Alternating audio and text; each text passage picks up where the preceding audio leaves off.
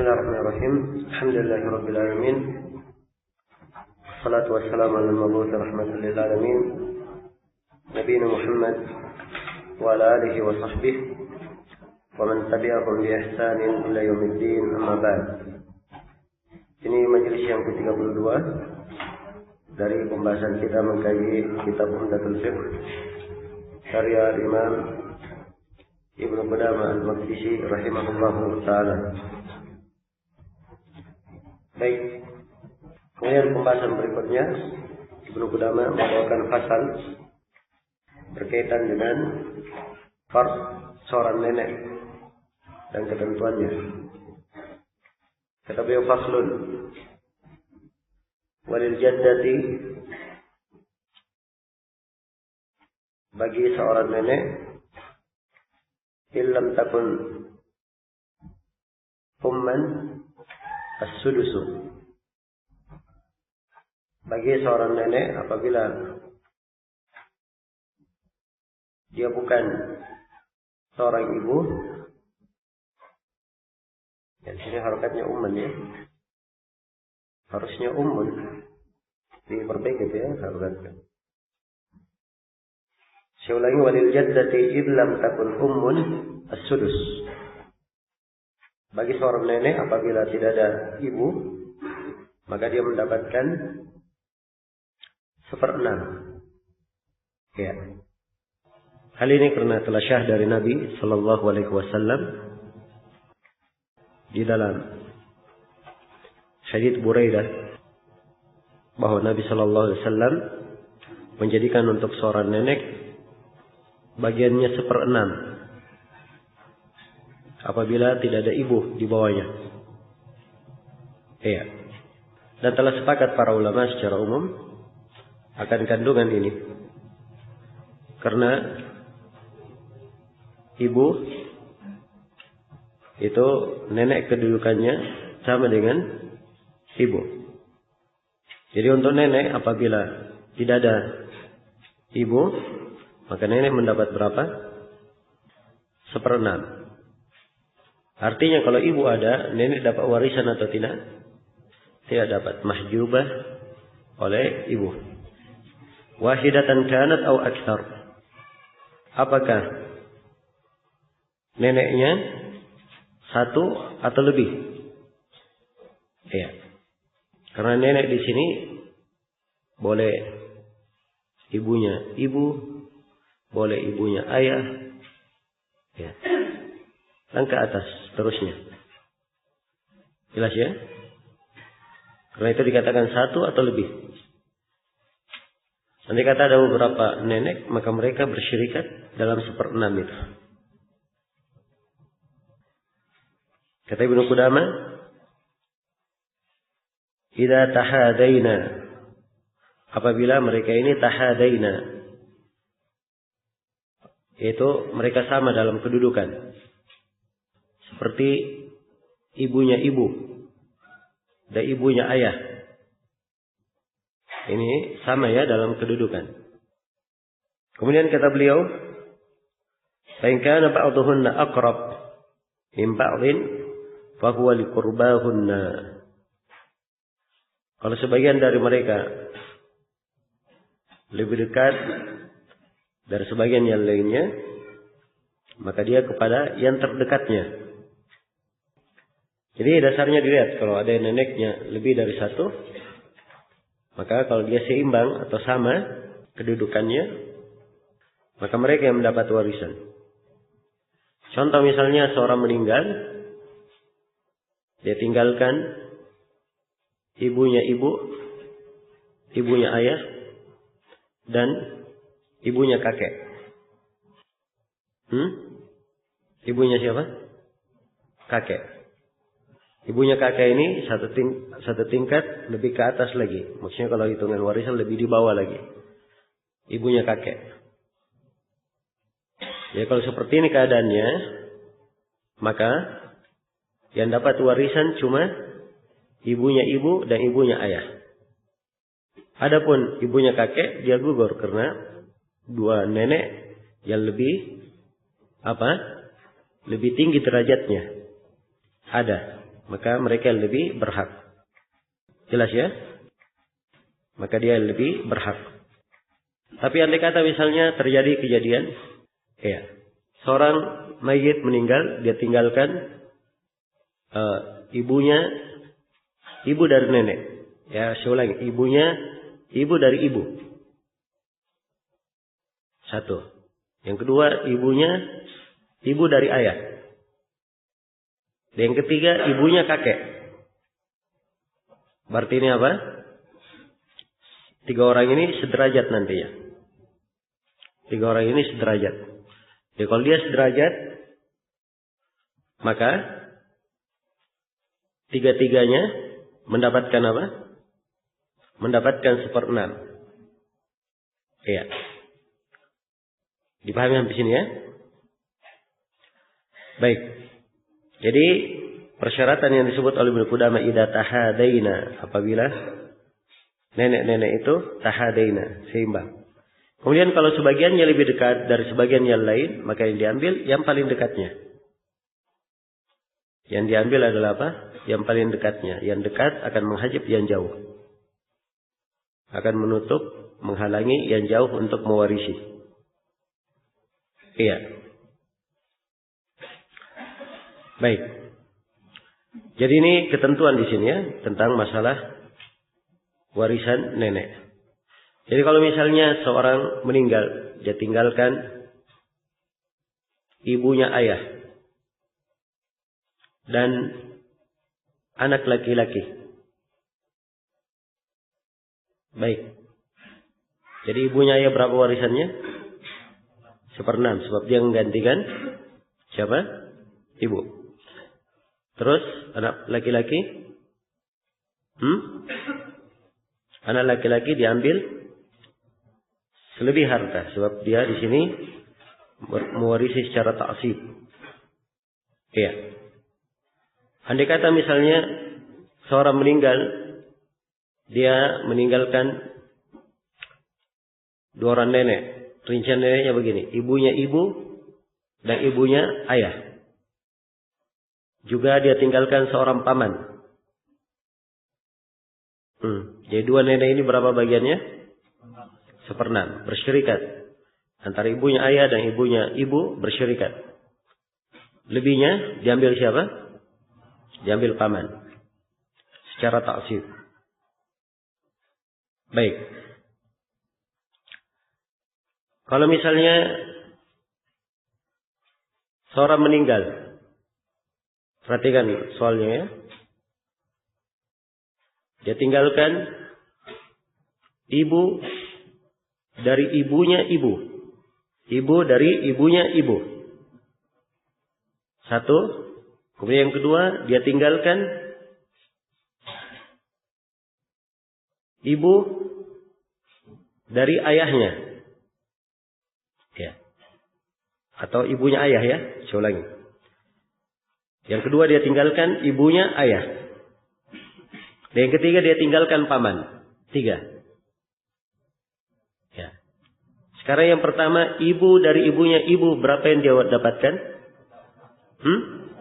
Tidak dapat. Kenapa? Ada yang di bawahnya. Yang di bawahnya siapa? Ibunya ayah. Ibunya ayah dapat berapa? Dapat 1/6. Paman? Ya, dapat selebihnya. Baik. Ya, ini maksud ya dari ucapan Ibnu Qudamah rahimahullahu taala. Ya, walaupun ada riwayat yang lain dari Imam Ahmad di dalam masalah ini, cuman ini yang dimaksudkan oleh Ibnu Qudamah di sini. Kemudian kata beliau rahimahullah, ini sudah terangkan ya bila ada beberapa orang nenek. Yang ketiga, pewarisan seorang nenek sedang anak laki-lakinya masih hidup. Kata beliau, wa tarithul jaddatu wa ibnuha hayyun. Nenek mewarisi sedang anak laki-lakinya masih hidup. Kalau si cucu meninggal, ayahnya masih ada, neneknya ada. Si nenek mewarisi walaupun anaknya masih hidup. Iya. Karena ibu dari ayah, dia mewarisi walaupun si ayah masih ada. Jelas ya? Baik. tidak terwarisi oleh tidak terhajab olehnya. Nah, baik. Ini ketentuan yang disebut oleh Syekh rahimahullah taala di sini, ya. Karena telah syah dari sejumlah sahabat, mereka menetapkan warisan untuk nenek, padahal anak si nenek itu, yaitu si ayah dari yang meninggal ini, masih hidup. Nah, baik. Kemudian berikutnya, kata Ibnu Qudamah rahimahullah, ini diterangkan tentang jumlah nenek yang bisa mewarisi. Kata beliau, wala yarithu aktsaru min salati jaddat. Ummul wa ummul ab wa ummul jad. Kata beliau, tidak boleh mewarisi lebih dari 3 nenek. Yang pertama, ibunya ibu. Dan yang kedua, ibunya bapak. Dan yang ketiga, ibunya kakek. Ibunya kakek. Nah, baik. Di sebagian cetakan ada tambahan mutahadiyat, yang saling seimbang, ya, kedudukannya sama. Dan di sini Ibnu Qudamah membatasi, ya, bahwa yang mewarisi cuma 3 saja. Ibunya ibu, ibunya ayah, dan ibunya kakek. Berarti ibunya ayahnya ayah. Ibunya kakek kan begitu, ya. Ibunya ayahnya ayah. Baik, ini 3 yang mewarisi. Berarti kalau menurut pendapat Ibnu Qudamah, ya, berarti misalnya ibunya dari ayahnya ayah, ya, ini tidak mewarisi. Jelas, ya? Tidak mewarisi. Nah, karena itu di pendapat beliau ini, ya, diselisihi oleh ulama lainnya, bahwa sepanjang kakek tersebut, ya, dia berasal dari pewaris, maka dia juga bisa mewarisi. Dia juga bisa mewarisi. Jadi kalau misalnya dia dari kakek, ibunya kakek, kakek bisa mewarisi.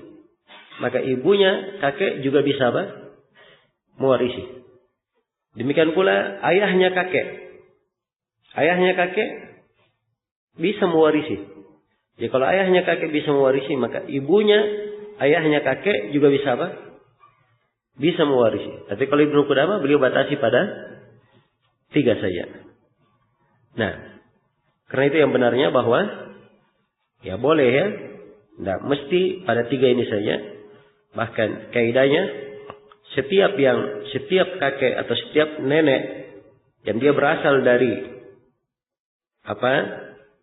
pewaris, maka dia juga bisa untuk mewarisi. Iya. Kemudian kata beliau, wa man kana min ummahatihim wa in alawna. Ya.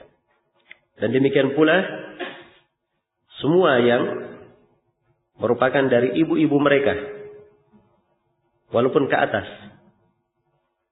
Iya. Semua yang merupakan ibu-ibu mereka, walaupun ke atas. Ya, jadi semua ibunya ke atas. Ya, ibunya nenek dari pihak ibu, atau saya ulangi, ibunya nenek. Ibunya ibu. Yang pertama, atau ibunya ayahnya bapak. Ya, demikian pula ibunya bapak. Ya, ini sebenarnya harus digambarkan, ya, cuman masalahnya waktu.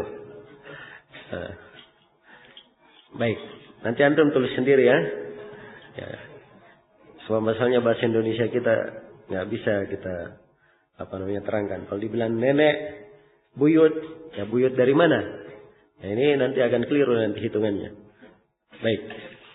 Jadi semuanya ini mewarisi, dan sebagaimana yang telah lalu, mereka bersyirikat dalam berapa? Dalam 1/6. Kemudian kata beliau, wala tarithu jaddatun tudli bi abin baina ummin.